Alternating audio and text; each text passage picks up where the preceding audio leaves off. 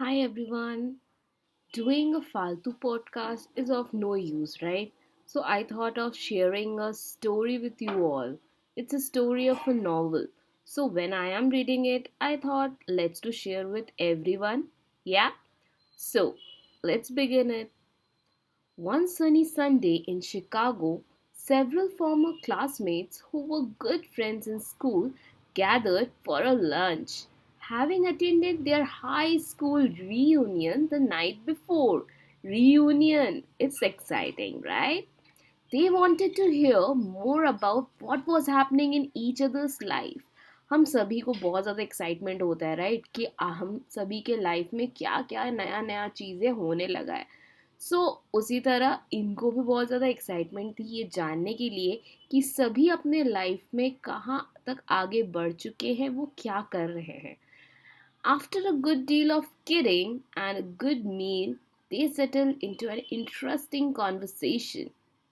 Angela, who had been one of the most popular people in the class, said, "Life sure turned out differently than I thought it would when we were in school. A lot has changed." Yeah, it's true.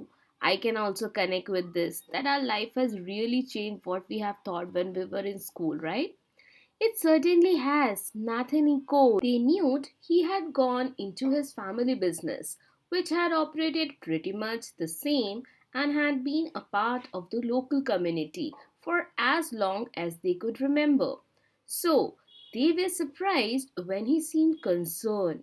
He asked, "But have you noticed how we don't want to change when things change?" Yeah, it's really true that when the things start changing, we expect everything to be as it was before.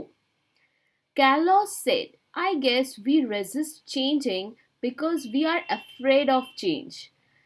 Carlos, you were captain of the football team. Jessica said, "I never thought I have heard you say anything about being afraid." They all laughed and they realized that although they had gone off in different directions from working at home to managing companies, they were experiencing similar feelings. Everyone was trying to cope up with unexpected changes that were happening to them in the recent years, and most admitted that they did not know a good way to handle them. Then Michael said, "I used to be afraid of change. When a big change came along in our business, we didn't know what to do. So we didn't adjust and we almost lost it. That is," he continued, "until I heard a funny little story that changed everything." "How so?" Nathan asked. "Well, the story changed the way I looked at the change. From losing something to gaining something. And it showed me how to do it.